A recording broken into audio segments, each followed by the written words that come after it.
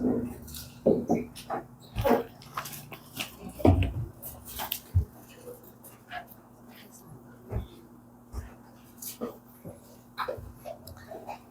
po sa ating mensahe sa umagang ito, tayo ay patuloy sa ating pag-aaral ng Aklat ng Mga Awit.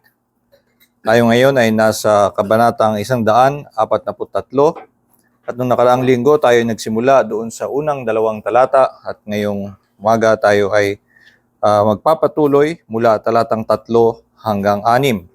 Psalm 143 verses 3 to 6. Kaya niyo pong basahin ko sa inyo ang salin sa Ingles ayon sa English Standard Version. Hear the word of the Lord. For the enemy has pursued my soul. He has crushed my life to the ground. He has made me sit in darkness like those long dead. Therefore my spirit faints within me. My heart within me is appalled. I remember the days of old. I meditate on all that you have done. I ponder the work of your hands. I stretch out my hands to you. My soul thirsts for you like a parched land. Pagpalain nawa ng Diyos ang pagkabasa ng kanyang salita.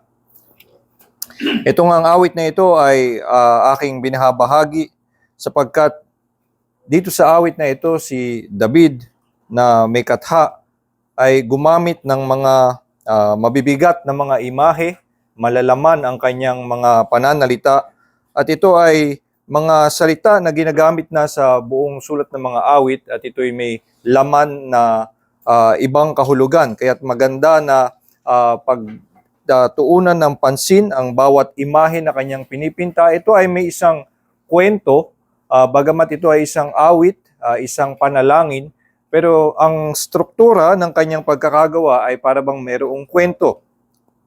At itong ginawa ni David ay sa una nga ay siya'y dumadalangin. Hear my prayer, O Lord, give ear to my pleas for mercy. In your faithfulness, answer me in your righteousness. So ito ang tema ng buong awit na ito. Dito ay si David tumatawag sa Diyos at humihingi ng saklolo. At dito sa talatang 3, magsisimula ang kanyang paliwanag kung bakit siya nandun sa ganoong kalagayan. Ang kanyang sabi, the enemy has pursued my soul. He has crushed my life to the ground. He has made me sit in darkness like those long dead. At marahil ito ay tumutukoy sa isang partikular na sitwasyon sa buhay ni David na meron siya talagang isang literal na kaaway, marahil si Haring Saul, o ang ilan pa na mga nakatalang mga kwento na si David ay tumakbo para sa kanyang buhay at nagkaroon siya, napunta siya sa isang desperadong sitwasyon. Hindi sinasabi sa atin kung anong mismong salaysay ang tinutukoy. Ngunit alam nga natin na anuman ang pinagmulan ng awit na ito, anuman ang original na sitwasyon kung bakit ito ikinatha ni David, ito ay naging bahagi ng pananalangin ng buong bayan ng Israel. Ito ay naging awit ng buong bayan ng Israel at hindi kinailangan na ang Israel ay sila din ay dumaan sa isang matinding pighati na kasing tindi ng kung anumang pinagdaanan ni David noon. Ito ay nagtuturo sa kanila ng espiritual na katotohanan at tinuturuan sila sa pamamagitan ng awit ni David na ito nga ay kinasihan ng banal na espiritu na ang ganitong pananalita ay lumabas sa kanilang puso. At sa pamamagitan ng pagturo sa kanila ng ganitong panalangin, tinuturo sa kanila ganito dapat ang itsura ng pusong tumatawag sa Diyos. Ito ang pagkilala niya sa kanyang sarili. At dito nga si David, anuman ang kanyang sitwasyon, siya ay nasa isang desperadong sitwasyon. Ang pagkaka-describe niya ay the enemy has pursued my soul. At ginamit niya ang imahe na he has crushed my life to the ground. Talagang siya ay nadiin na, siya daw ay naggapi na ng kanyang kaaway at pagkakasabi pa niya, he has made me sit in darkness like those long dead. At ang kinalabasan nito, siya daw, ang kanyang espiritu, my spirit faints within me my heart within me is appalled. Ito na nga ang naidulot sa kanya ng pang-aapi ng kaaway, ay siya'y nagkaroon talaga ng matinding kalugmukan sa sarili niyang kaluluwa. My spirit faints within me, my heart within me is appalled. At dito sa talatang 5 hanggang 6, sa buong awit, ito lang ang makikita natin na mukhang merong positibong tono si David. Sa buong awit ay meron siyang, sa lahat ng kanyang sinasabi, siya ay desperado, siya ay natatakot, humihingi ng saklolo, pero ito lang, talatang 5 at 6, makakakita ng liwanag ng pag-asa. Parang dito siya nagsimula na magkaroon ng pag-asa sa Diyos, at kaya nga dito natin makikita na pagdating sa doon sa nagapi na siya ng kaaway, he was crushed to the ground and sitting in darkness like those long dead, at ang kanyang spirit faints within him, and his heart was appalled. Ang kanyang natakbuhan na lamang at kung saan siya nakatagpo ng pag-asang muli ay nung sinabi niya, talatang 5, I remember the days of old. I meditate on all that you have done. I ponder the work of your hands. At sa pamamagitan lamang ng pagninilay-nilay, nagbulay-bulay lamang siya sa mga nakaraang gawa ng Diyos, at ito ang nagbigay sa kanya ng pag-asa. Kaya nga pagdating sa talatang 6 ay mula sa kailaliman na nadala siya ng kanyang kaaway, I stretch out my hands to you. At kung siya'y nagapi na nung kanyang kaaway at yung kanyang puso ay naging talo na, pagdating sa talatang 6, pagkatapos niyang pagmasdan ang mga kadakilaan ng Diyos, inisip lamang niya ang kadakilaan ng Diyos, at nagkaroon siya ng pag-asa, kaya siya ngayon ay tumatawag na sa Diyos. I stretch out my hands to you, my soul thirsts for you like a parched land. At dito ay ang nais kong kunin nating mensahe na sa paggabay ng banal na Espiritu, na ito'y itanim sa puso ng mga mananampalataya ng buong bayan ng Israel, and dinadala sa ating mensahe na sa simpleng meditasyon, sa simpleng pagbubulay-bulay sa kadakilaan ng Diyos, ay ito'y makakapagpalakas ng ating pananampalataya at pag-asa. Minsan ang simpleng pagbubulay-bulay at pagninilay-nilay sa kadakilaan ng Diyos ay makapagpapalakas ng ating pananampalataya at pag-asa maging sa panahon ng pinakamatinding kagipitan. Ito siguro ay baka sa mata ng iba, kung tayo ay titingin sa without our spiritual eyes, at gamitin natin yung ating panukat na pangtao, ay mukhang katawa-tawa ang idea na ikaw ay napaligiran ng iyong mga kaaway, hinahabol ka. Kung ikaw ay literal na may nais pumatay sa iyo, ang iyong gagawin ay magbubulay-bulay.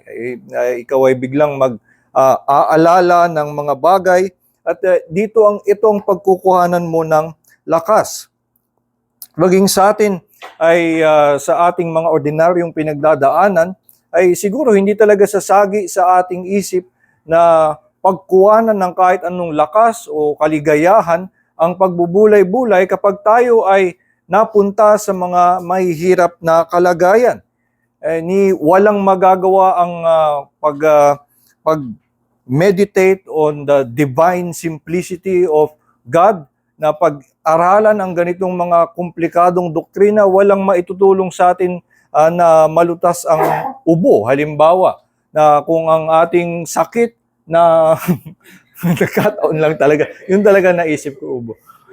Pero wala talagang kahit sa isang napakasimplling mga problema natin, hindi naman tayo maiaahon ng kahit pinakamalalim na meditation on the pinakamalalim na mga doktrina. Kaya ang hinahanap lagi natin at minsan nga, ito din ang pangungutya ng mga hindi mananampalataya. Bakit ba yung mga Kristiyano ay ang ginagawa lamang nila ay nakikinig ng pangangaral, nag-uusap tungkol sa doktrina, lagi silang nagdedebate lamang at nagdidiskusyon at yung mga sinasabi nila kapag mayroong mga gera o paghihirap ay ipapanalangin daw nila. Anong magagawa nun? Ito ba, wala ba silang gagawing mga konkretong aksyon? At minsan ay kinukutyanan nila na itong kanilang mga gawain ng mga Kristiyano, yung kanilang mga pinagkakaabalahan ay wala namang saysay. At minsan nga napupunta na rin sa atin, sa ating sariling pagpapahalaga bilang mga mananampalataya, ay tingin natin parang wala ngang saysay at maaaring magkaroon tayo ng version nito na spiritual. Hindi ba mas maigi na gumawa at kumilos na lang ako kaysa ako ay manatili lamang na pag-isipan ko, pag-aralan ko ang salita. Dapat siguro ay gumawa ako ng konkretong bagay na may maitutulong sa iba na makakaahon sa kanila at makakatulong sa kanila sa kanilang kahirapan. Ito nga ang hinahamon sa atin ngayon ng awit na ito, na maging sa ating sariling kalagayan, maging sa pinakamatinding mga kagipitan na ating pagdadaanan, ay tinuturo sa atin ang pagbubulay-bulay sa kadakilaan ng Diyos ay makakapagbigay sa atin ng pagpapalakas sa ating pananampalataya. Ito ang isang konkretong paraan na mapapatunayan yung tinuturo sa Heidelberg Catechism Question 1, what is your only comfort in life and in death? That I, whether in life and in death, belong to Christ my Lord. So ito ay yung pag-alala ng katotohanan na tayo ay kay Kristo ang magbibigay sa atin ng kaaliwan, maging tayo na ay nasa bingit ng kamatayan. Ito ay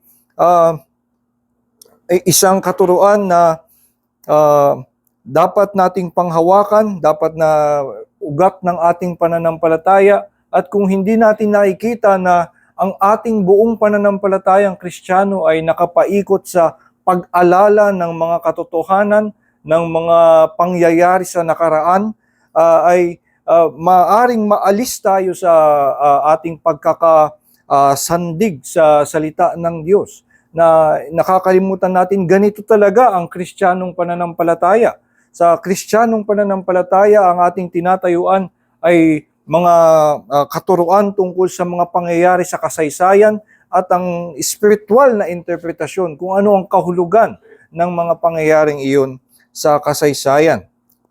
So para mas lalo nating ma-appreciate itong mensahe na dinadala sa atin ng awit na ito, na tayo hinahamon na ang pagbubulay-bulay sa kadakilaan ng Diyos ay maaaring magpalakas sa atin, sa ating pananampalataya at pag-asa.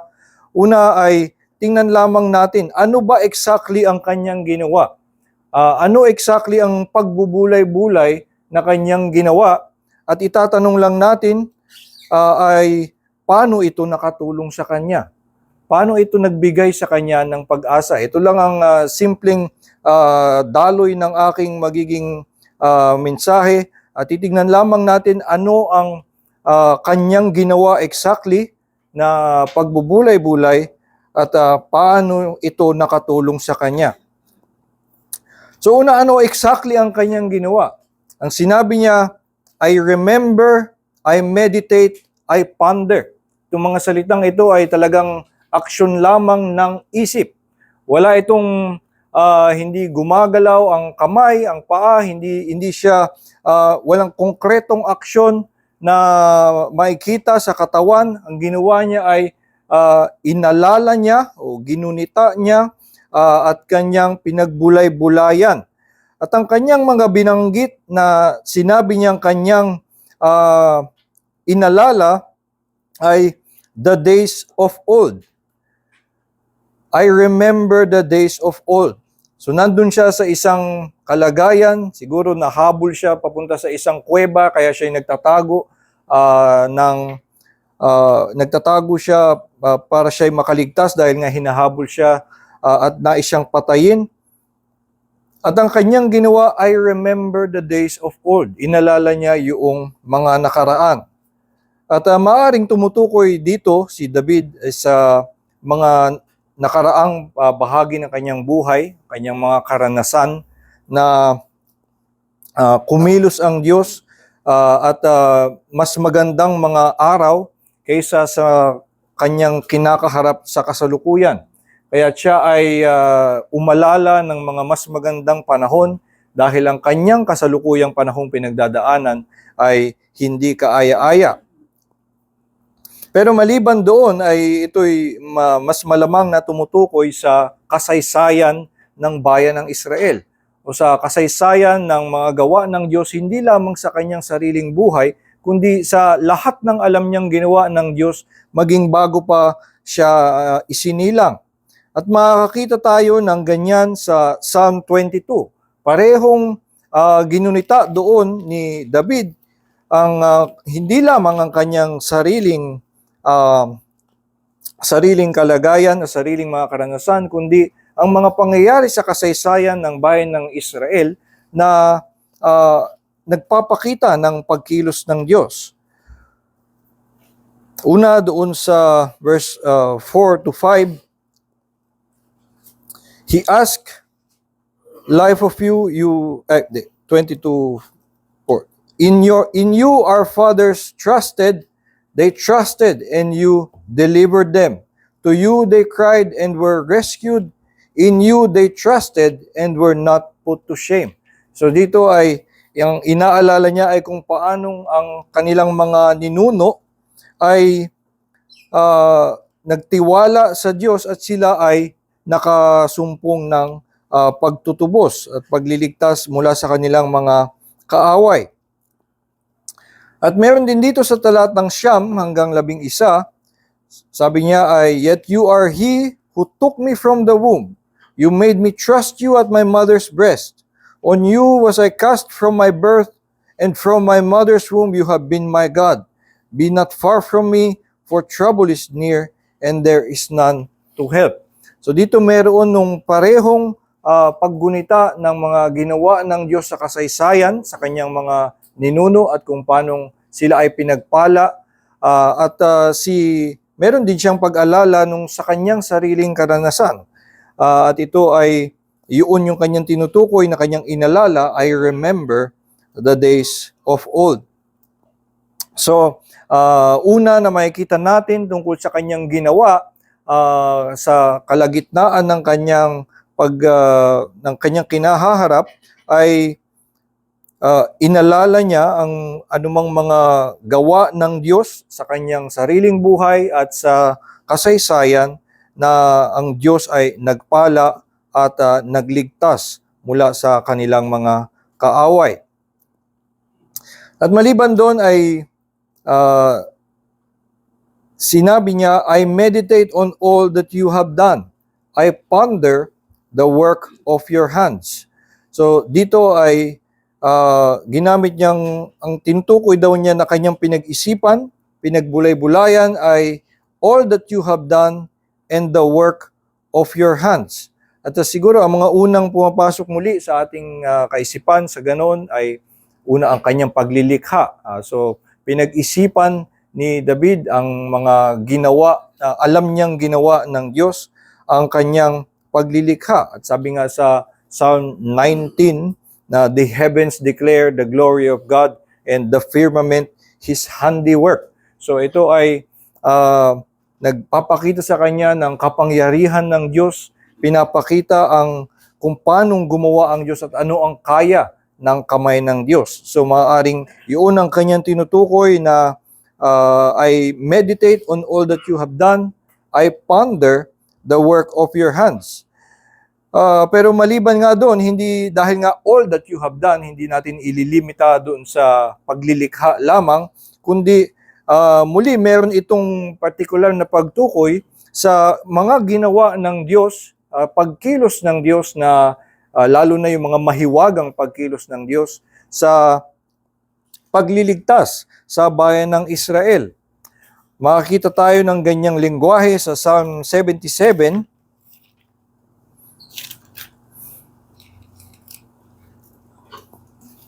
mula talatang 11. Ito sabi, ito ay sulat daw ni Asaph, Psalm 77 verse 11, I will remember the deeds of the Lord. Yes, I will remember your wonders of old. I will ponder all your work and meditate on your mighty deeds. Your way, O God, is holy. What God is great, like our God? You are the God who works wonders. You have made known your might among the peoples. You with your arm redeemed your people, the children of Jacob and Joseph. So ito ang isang bahagi muli ng kanyang pinagnilay-nilayan. Makikita natin itong ay nakapatukoy yung the days of old, all that you have done, the work of your hands, ay may partikular na pagtukoy sa mga pagkilos ng Diyos na nagpapakita ng kanyang pag-iingat sa bayan ng Israel at kung paanong sa mga dating panahon ng kagipitan, ang bayan ng Israel, ang kanilang mga ninuno, ay nakatagpo sa Diyos ng pagpapala at pagliligtas. So, nakita nga natin ang kanyang mga pinag-alala ay pinagbulay-bulayan ay lahat, all that you have done, at particular or especially yung pagkilos ng Diyos sa pagliligtas sa bayan ng Israel.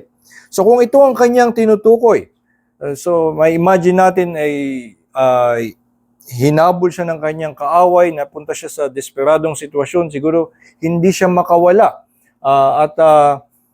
Ang nangyari nga ay crushed to the ground, made me sit in darkness. So hindi ba kung ikaw si David at siguro isa kang general, kaya mong lumaban kay Goliath, bakit nga ba si David ay ganito ang takot sa kanyang kaaway?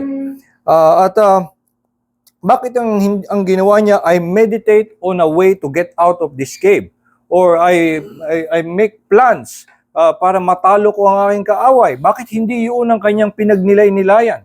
Hindi ba ito'y nasa loob naman ng kanyang kakayanan? Ano ang naitulong nito kay David na sa gitna ng kanyang pinagdadaanan, ito ang kanyang pinag-isipan? Well, ang mapapansin natin, anuman ang sa paggawa niya nito, na inalala niya ang mga gawa ng Diyos, ay hindi naman naalis yung kanyang kaaway. At ang mangyayari nga simula talatang 7 ay magbabalik siya sa kanyang panalangin na humingi ng saklolo. So, hindi ang nagagawa ng pagninilay-nilay ay biglang magically mawawala ang iyong problema, at hindi nga yun naman ang pinapangako sa atin ng salita ng Diyos. Ang nangyari lamang, kung titignan natin, ano ang pagbabago kay David? Ano ang merong naging epekto sa kanya ng kanyang ginawa na siya ay nagbulay-bulay? Kung ang masasabi lamang natin ay na nag-iba ang pinagtutuunan ng kanyang pansin. Na yung kanyang pag-iisip, yung kanyang puso ay naibaling ang pagtingin mula sa kanyang mga alalahanin patungo sa Diyos. Noong simula ng kanyang pinagdadaanan, ang kanyang kabigatan at ang kanyang nadadama ay ang kanyang kaaway. Ito nga ang kanyang pinag-iisipan, the enemy has pursued my soul. He has crushed my life to the ground. He has made me sit in darkness like those long dead. So dahil sa kanyang sitwasyon, ang kanyang ang nasa isipan niya ay yung kanyang kasalukuyang kalagayan. Yung kanyang kasalukuyang paghihirap ay yun lamang ang nagiging bigat sa kanya, at para bang ang mensahe nito, ang laging daing ng mga sa awit kapag sila ay nagkakaroon ng complaint, sila ay nananalangin at nagbibigay ng pag-angal tungkol sa kanilang pinagdadaanan, Ang kanilang hinahanap ay nakalimot ba ang Diyos tayo ba ay hindi iniibig ng Diyos. So ang nangyayari kapag sila'y dumadaan sa matinding paghihirap ay nagkakaroon ng mensahe sa kanila o ito'y may naipipinta sa kanila na ang Diyos ay hindi nag-iingat sa kanila o walang pakialam sa kanila. So dahil sa kanilang kasalukuyang kalagayan, sila ay nagkakaroon ng pagdududa tungkol sa Diyos.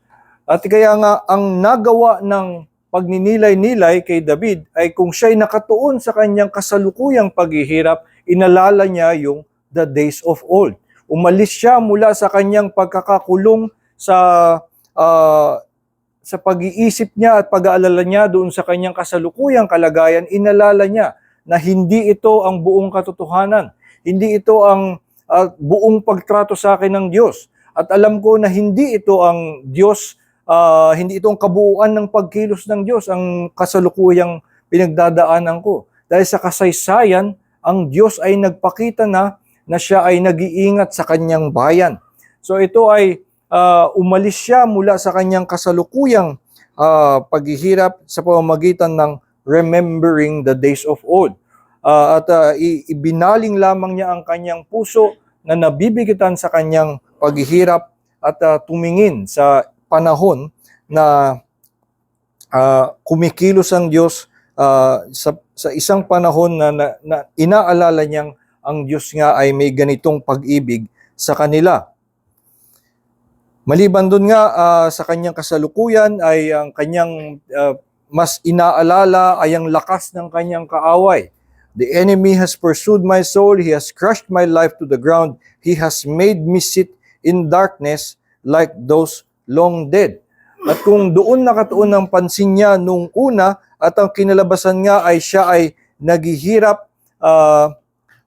ibinaling niya ang kanyang pansin papunta sa Diyos. Kaya ang sinabi niya, imbis na pag-isipan lamang ang kanyang kaaway, I meditate on all that you have done. Hindi na muna itong mga ginagawa sa akin ng aking mga kaaway. Kung ang aking mga kaaway ay inaapi ako, kung ang aking mga kaaway ay nagdadala lang sa akin ng hirap, ang aalalahanin ko ngayon ay kung ano ang ginagawa mo noon sa akin at lahat ng ginawa mo para sa akin. Imbis na pag-isipan ko lamang at pagtuunan ko ng pansin itong ginagawa ng aking mga kaaway. At kaya nga, maliban pa doon, ang sabi niya, I ponder the work of your hands. At yun na ang kanyang pinag-isipan at hindi ang kanyang sariling lakas, hindi ang kanyang sariling plano. Tumingin na siya sa kamay ng Diyos at hindi ang kaya ng kanyang sariling kamay dahil nakita rin niya sa kanyang sarili, sabi niya sa talatang 4, my spirit faints within me and my heart within me is appalled. Dahil nga ang kinalabasan na sa kanyang sarili, siya ay nanghihina, nakita niya na siya ay walang kayang gawin. Ang kanyang pagtutuunan ng pansin ngayon ay ang gawa ng Diyos.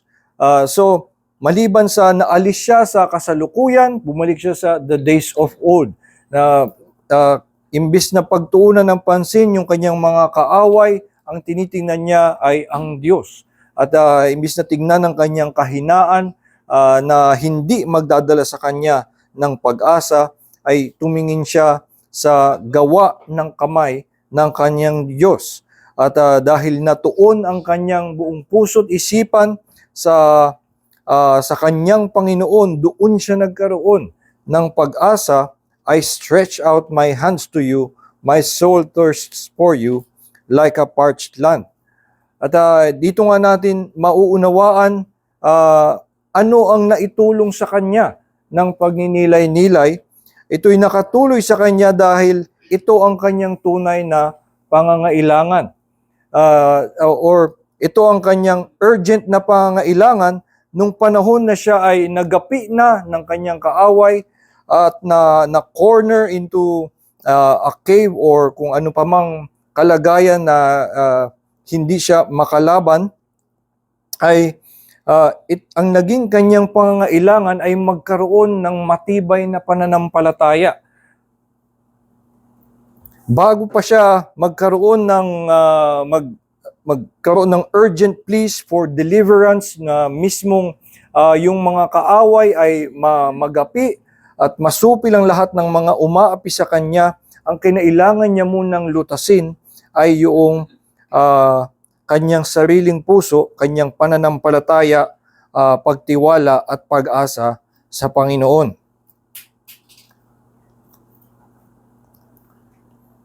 Sa emergency room ay merong general rule na ang uunahin na i-address ay yung vital signs. Kapag ikaw ay meron mang iba-ibang malubhang sakit na siguro may dugo sa baga o may tubig, na kung anumang complication na nangyari sa iyong katawan, bago pa i-address yun, kung yun man ang alam na sakit mo, ay kailangan mo nang tingnan kung tumitibok ba iyong puso at ikaw ba'y nakakahinga. Yun ang mga unang titingnan, yun ang vital signs na kailangang alagaan para saka pa i-address yung mga ilan na baka mas malalim na kasakitan. At parang sa panukat ni David ay ito ang kanyang mas unang kailangan munang bigyan ng pansin.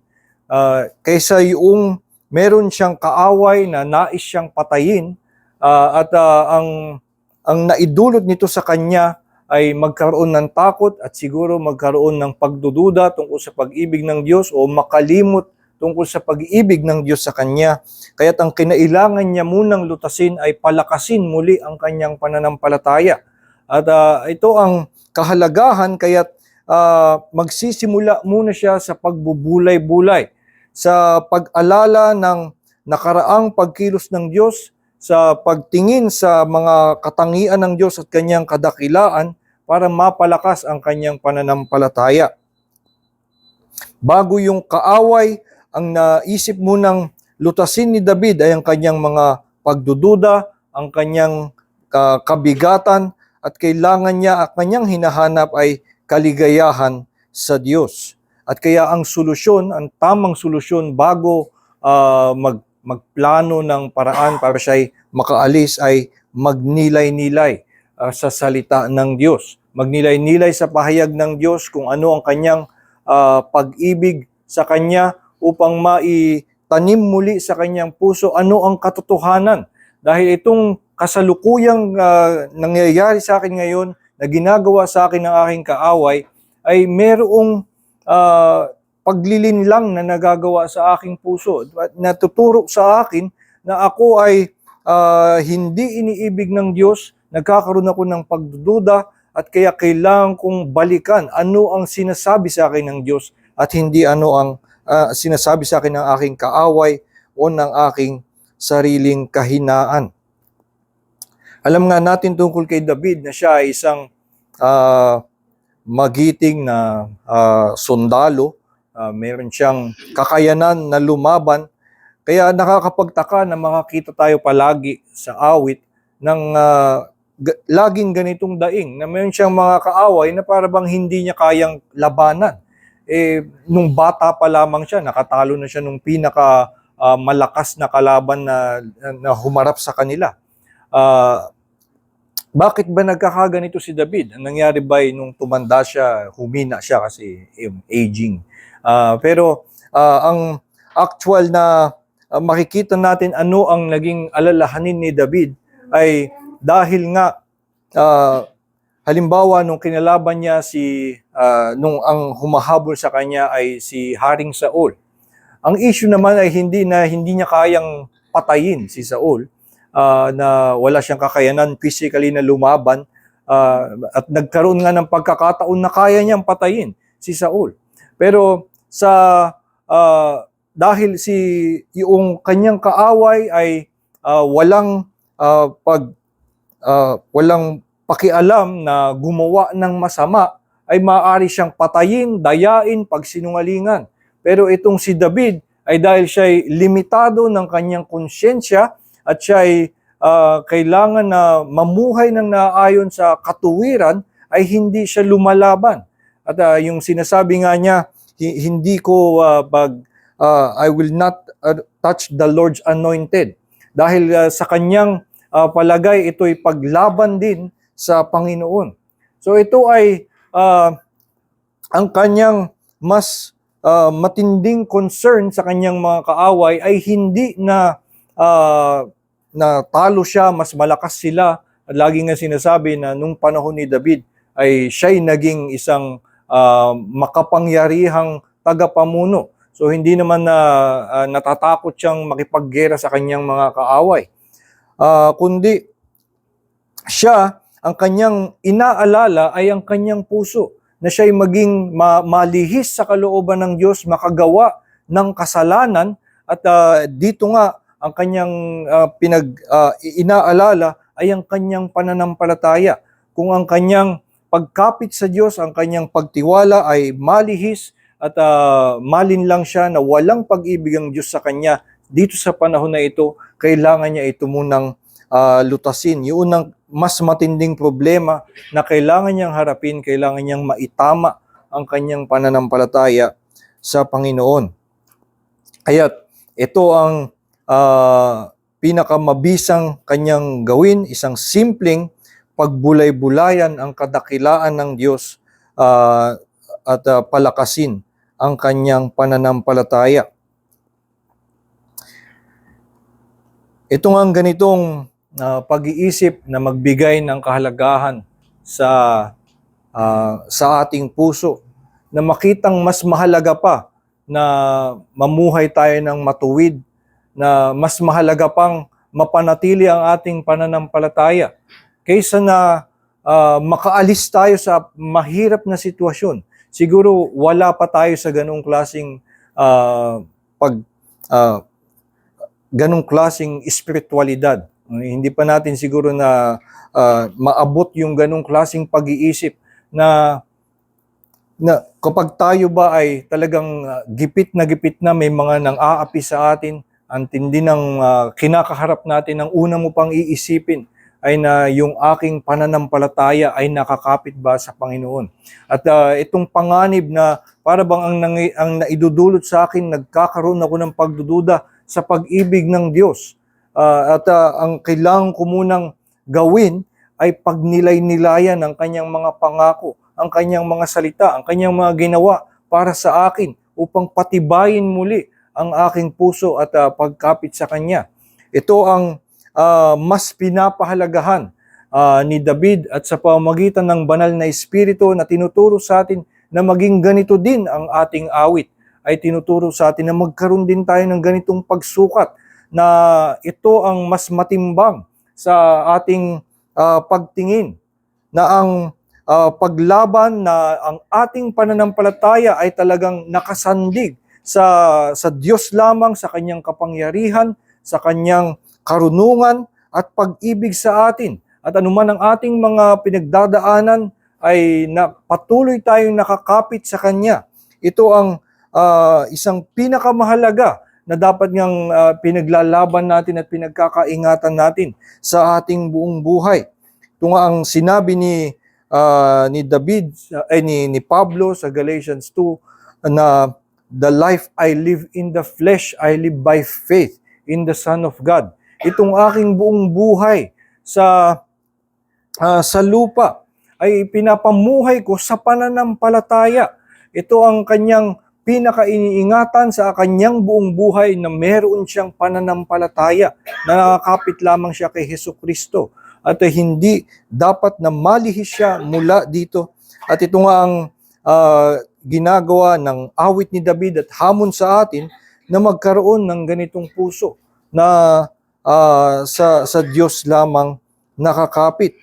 At ang hamon sa atin dito ay na maunawaan nga natin itong kahalagahan ng salita ng Diyos sa ating buhay, kahalagahan ng pananampalataya, itong kahalagahan ng pahayag ng Diyos tungkol sa kanyang sarili, at kung paanong ito ang mas matimbang para sa atin kaysa sa yaman, kaysa sa lahat ng ibang bagay na magbibigay sa atin ng kaaliwan, at kung paanong totoo nga na our only comfort in life and in death is that we belong to Christ our Lord.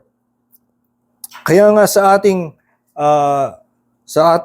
relihiyon, sa ating mga gawain, sa mga lagi nating ginagawa ay ang pangangaral. Ito ang mahabang bahagi ng ating pagsamba, at ito ang ginagawa natin buong araw. Meron tayong pangangaral, meron tayong mga Sunday school na magdidiskusyon pa ng mga doktrina. Bakit natin ginagawa ang ganitong pagninilay-nilay sa salita ng Diyos? Bakit natin ginagawa na himayin ang bawat mga katuruan na pinapahayag sa atin ng Diyos? Dahil nga sa Kristiyanong pananampalataya ay ang mahalaga ay ang ating tiwala sa Diyos, na tayo'y nakakapit sa Kanya sa pananampalataya, at ito ang mas mahalaga at mas matimbang na makita natin, na tayo ay nakakapit sa Kanya sa ating buong buhay. Maunawaan natin kung bakit sa ating relihiyon ay lagi tayong nagdidiskusyon, nagbabasa, ang ating buong buhay pananampalataya ay nakapaikot sa isang aklat. At tayo ay talagang dire-diretsong nagbabasa ng banal na kasulatan, maging sa ating gawain ay meron tayong scripture reading na babasahin ng lahat ng buong Biblia, at ganun din ang ginagawa sa preaching. So meron tayong scripture reading, may preaching na pareho ang ginagawa, na nagdire-diretso lang na nagbabasa ng banal na kasulatan. At yung sa hapon may ganun ulit, may scripture reading ulit, at meron uling preaching na magkaiba. At minsan ngayon nga nagkakabunggo sila, yung scripture reading at yung preaching sa afternoon ay nagkakatamaan ng scripture, pero wala tayong pakialam. Di ba? Talagang babasahin lamang natin dahil nga dito talaga nakapaikot ang ating buhay.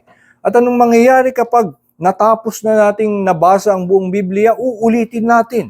Ganoon lamang ang ating buong buhay na sa ating pananampalataya, na iikot talaga ang ating buong buhay dito sa salita. Magbabasa tayo, pag-uusapan natin ito, at hindi dapat tayo mapunta na isiping ito ay walang saysay, na itong ginagawa natin ay nakaupo lamang, tayo usap lamang ng usap at wala tayong nagagawang kabutihan sa mundo.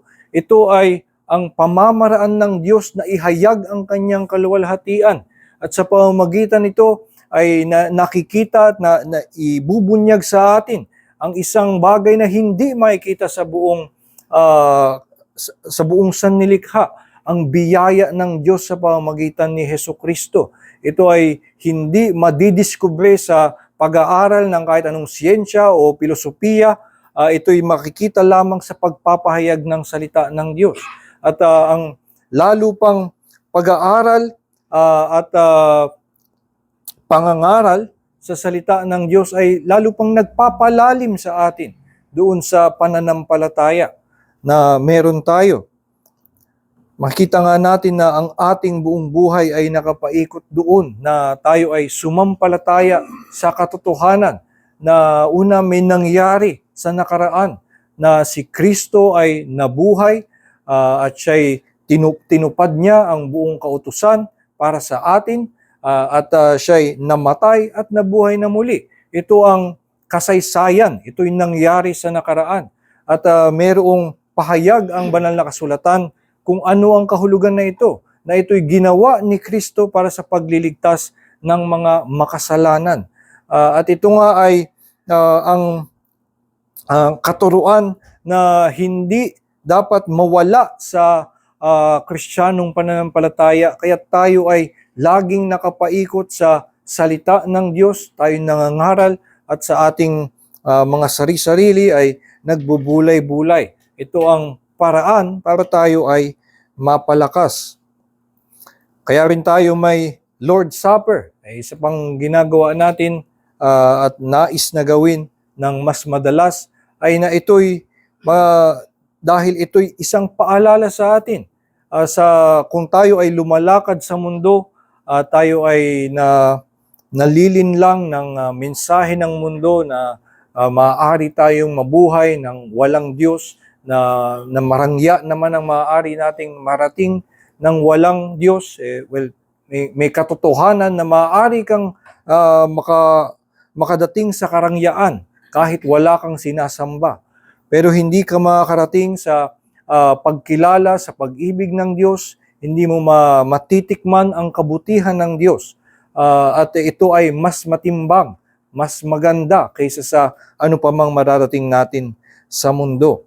Kaya nga, ninanais natin na lagi tayong nagbubulay-bulay, inaalala ang mga ginawa ng Diyos sa nakaraan, anuman ang kalagayan natin, at anumang pinagdadaanan natin, ay may kahalagahan sa atin na balikan anong mga ginawa ng Diyos sa nakaraan at lalo na ang pinakapagpapakita niya ng pag-ibig sa atin, ang kanyang pagsugo kay Hesukristo para mamatay para sa mga makasalanan. Sino mang sumampalataya sa kanya ay makakatanggap ng kumpletong kaligtasan.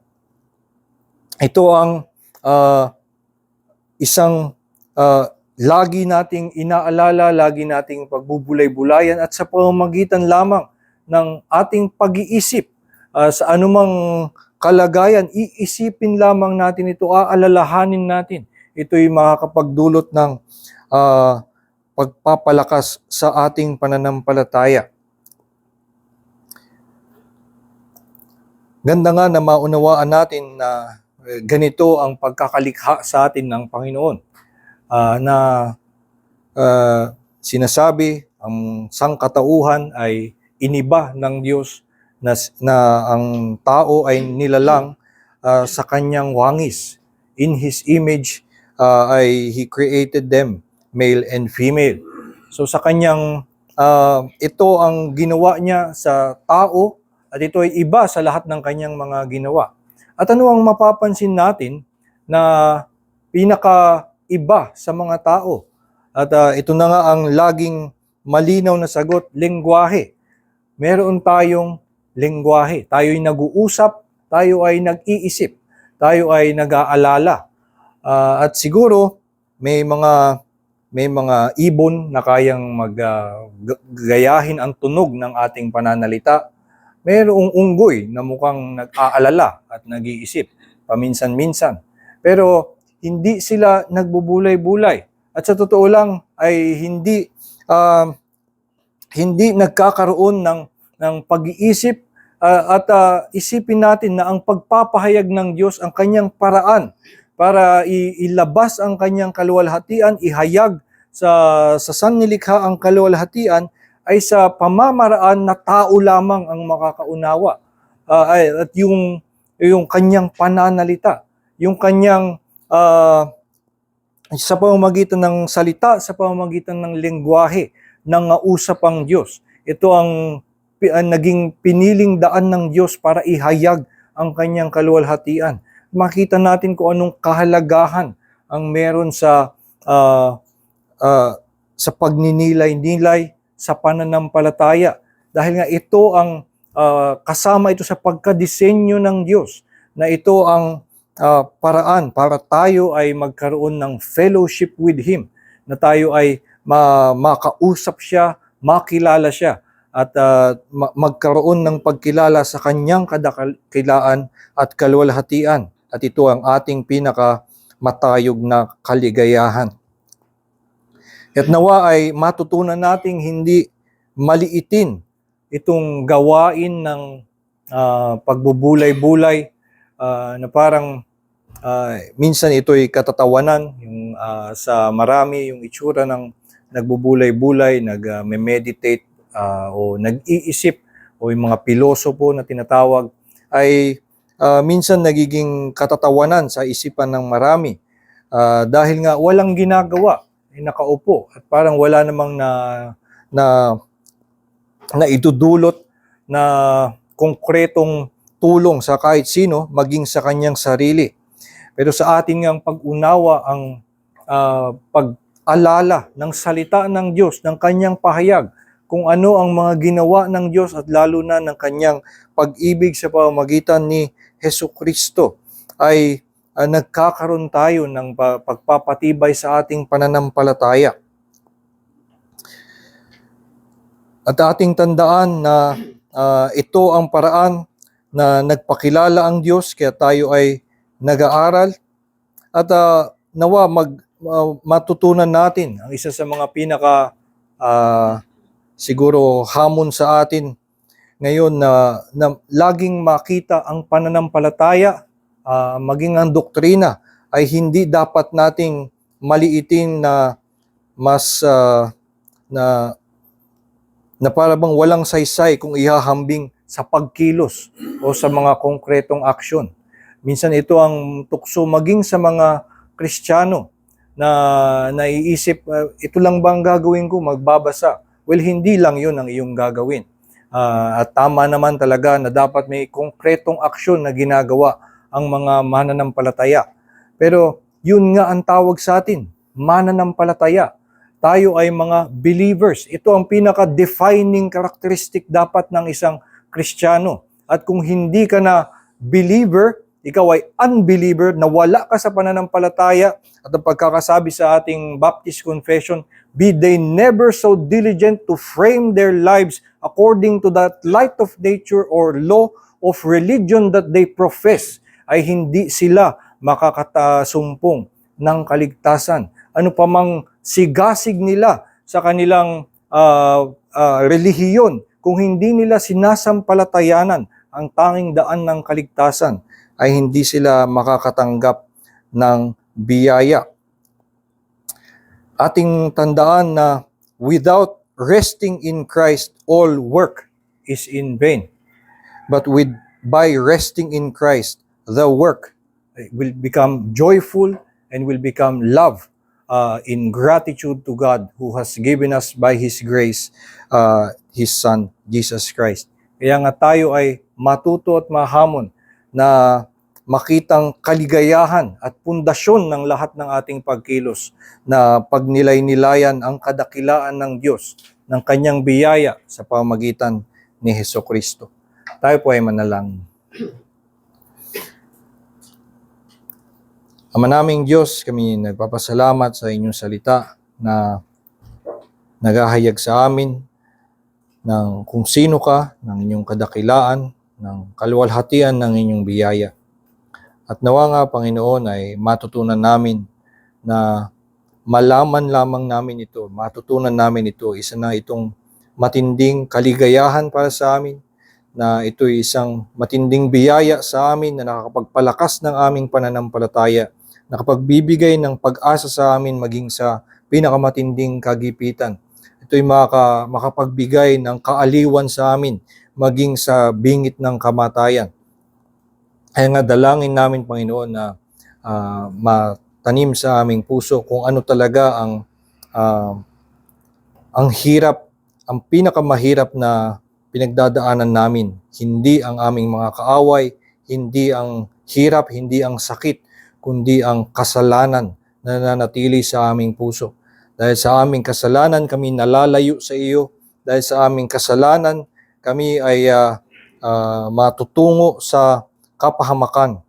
Ngunit sa pamamagitan ng inyong biyaya na inahayag mo sa iyong salita, kung kami sumampalataya sa iyong pangako, kami ay makakatanggap ng kaligtasan at kami makakatanggap ng kaligayahan na pangwalang hanggan.